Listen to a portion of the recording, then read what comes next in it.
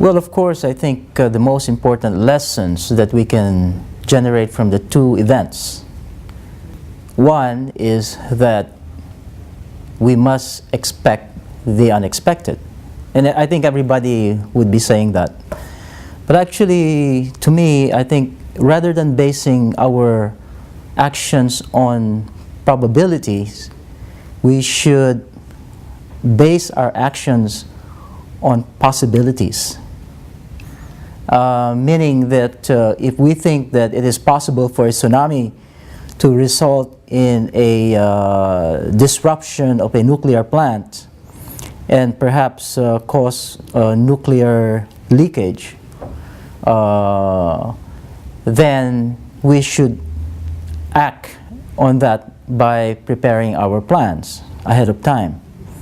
So I think it's more on the possibility, and if we accept the possibility, then we must really decide why we should come out with plans and justify that.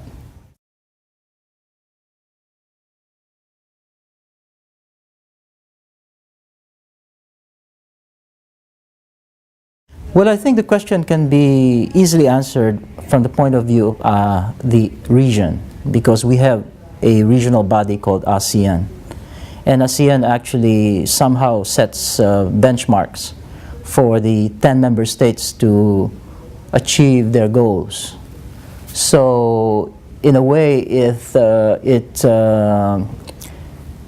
compels countries to achieve certain things based on a regional goal rather than just national. So if some countries are actually different,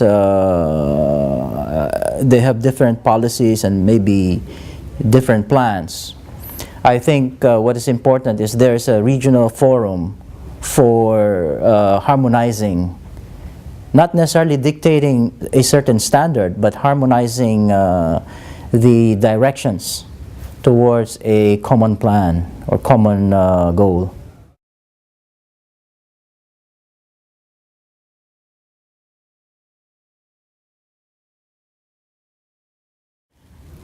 Well, actually planning is done every day, or well, it's done regularly or periodically, or we plan to adjust to certain anticipated situations.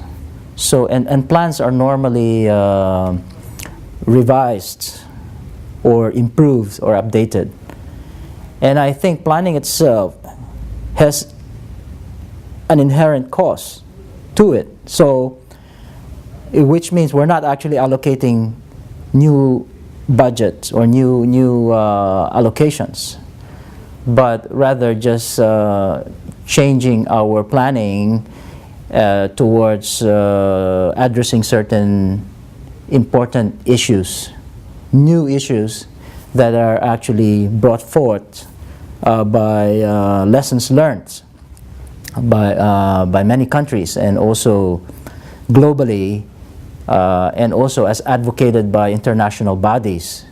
So I think what is important here is we have to realize that planning itself is not costly, because it's a normal undertaking. That means what would be costly, however, is to actually, for example, train people so that the plan can be executed according to the plan, to the intention of the plan, and of course to validate and test the plan by doing simulation exercises.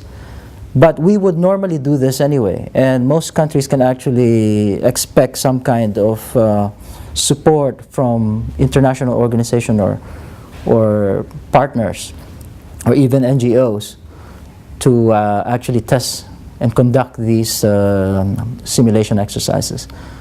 So, but countries must also be prepared in a way that they would allocate some kind of money budget in a purposeful way, meaning that we should face the fact that we would like to improve our plans, so therefore we would ahead of time allocate the necessary budget, say for a 5-year development program.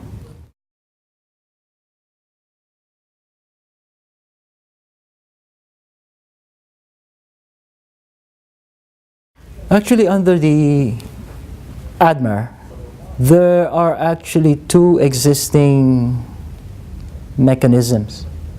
One is called the SASOP, or the SOP. In short, it's the SOP for facilitating humanitarian assistance through the participation of the 10 member states. And that is an SOP, which is a mechanism. And under the ADMAR is also, this is supported by a framework called the AHA Center, which in short is actually a center that would operationalize the ADMAR and facilitate the delivery of support, humanitarian assistance, as well as various support to affected countries, disaster-affected countries. And this could be any disaster, or including pandemics, because pandemics have been realized or recognized to be a disaster by, I believe, all member states. So we would like to expand SASOP, or ASEAN would like to expand SASOP, so that it would encompass the actions or assistance that are specific to pandemic situation. And of course, AHA would have to include pandemic as a disaster issue, and arrange its organization so that it can provide the necessary assistance or support or action towards dealing with pandemic events and impacts.